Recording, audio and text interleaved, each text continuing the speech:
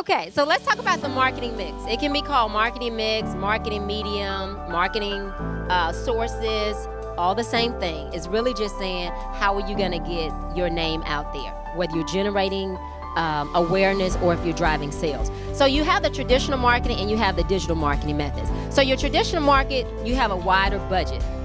You can reach a wider audience, but it's difficult to measure ROI. So what are some traditional marketing methods?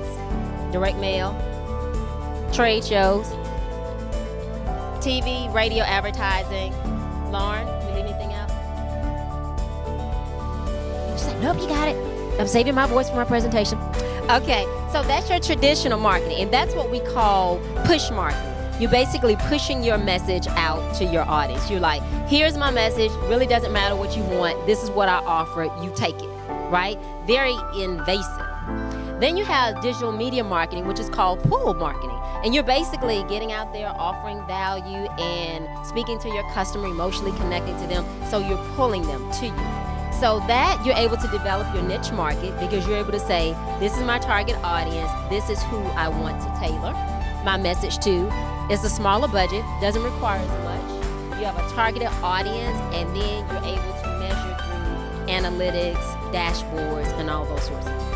It's very important that when you're establishing what your marketing campaign is, that you understand what your goals are. So are you trying to generate awareness?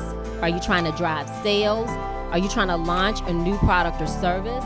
Are you trying to grow your market share? Or are you trying to enhance customer relationships? Now you may be like, I want to do all of that, right? You can do all of it, but not at the same time. And it's very hard for you to drive sales if nobody knows who you are. Right? So if people don't know you, if they don't know your brand, if they don't know what you represent, even though you want to get sales, the very first thing that you have to do is to generate brand awareness. So growth strategy. So I want you, Jenny, to talk for a minute, and then I'm going to come back to you guys on PAX Assist. When you are looking at your business and looking at where you want it to be a year from now, and you were completing kind of the growth strategy, which one of these methods were you using? So I always like to use Ansoff's matrix. I'm very much a matrix person, benchmarks, and he breaks it down very easily. Are you gonna penetrate a market? Market penetration is simply saying that I'm already in this market. I am actually going to continue, and I'm gonna go after more corporations, more sales in this particular market. Then you have product development. That's what PAX Assist did. They developed a new product, Jet Wheels. They're saying, hey, we're already an established company. We're doing great business, but we're gonna add a product to it because we want to expand. Then you have market development. That's a little bit harder because it's simply like now you're gonna go into a totally new market. So it would be like you guys going into the gourmet business. Totally different, not related, huge learning curve, startup cost. Versus Jet Wheels is a little bit different because even though it is not exactly the service that you provided, it's a complementary product. And then the last one is diversification. It may simply mean I'm McDonald's, and now I'm going to start serving. I serve hamburgers and fries. Now I'm going to add to it and diversify, and I'm going to serve salad. Does that make sense? Let's talk about the inbound marketer and the outbound marketer. When I saw this infographic, I loved it because I think it just summarizes everything. The inbound marketer is the new marketing, or that's the digital media marketing. That is where it's saying communication is two-way, right? We're gonna have a conversation. I'm gonna get to know you. I'm gonna find out what your needs are, what your pain points are, and now any content that I offer is gonna be very valuable to you, right? So you guys might think that, hey, this is traditional. I'm gonna do print, I'm gonna do media, but you have to kind of look at both sides of it and see what is that digital marketing method that I'm gonna be able to use as well. Because a lot of the decision makers that you have, they are using digital media, whether it's through LinkedIn, whether it's through Twitter, whether it's through being a part of forums. So you just have to know clearly who your audience is so you can figure out where they are. And that's why we wanted to make sure that you took the time, because a lot of people are like, I know my target audience, I know my competitors, I know who they are, I know what they're doing, but do you really know? Like, you may know on the surface level, but have you done a deep dive to find out what are their habits, where do they go, where do they get the information from, what conferences are they going to, so that I can make sure that I'm right in front of them. So we know communication is two-way. customers, they come to you. So whether it's search engines, whether it's ads, whether it's Google, whatever it is, they're coming to you. Also, you're providing value for them. You're not just trying to sell them something. And finally, you're seeking to entertain and educate them. So that's kind of the new way of marketing.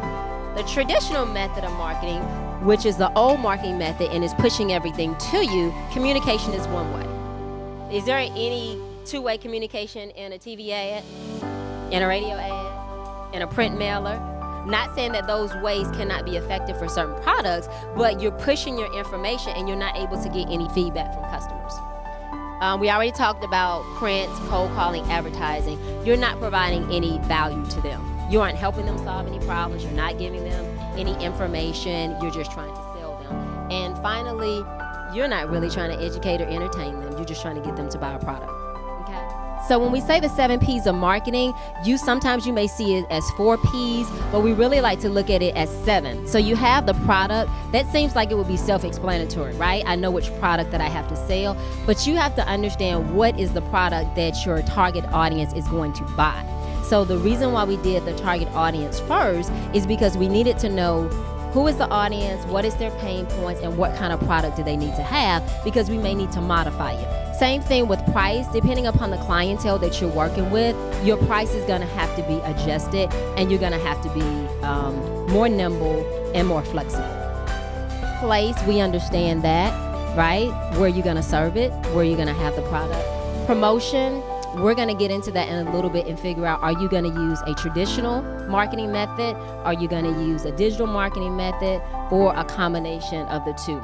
Processing, which is so important, because we were just having a conversation with Stephanie from Synovus Bank, and a lot of businesses are not able to scale because they don't have their processes in place. Same thing with a lot of businesses aren't able to market effectively because they don't have an automated system in place. And the same thing with physical evidence, that's the testimony.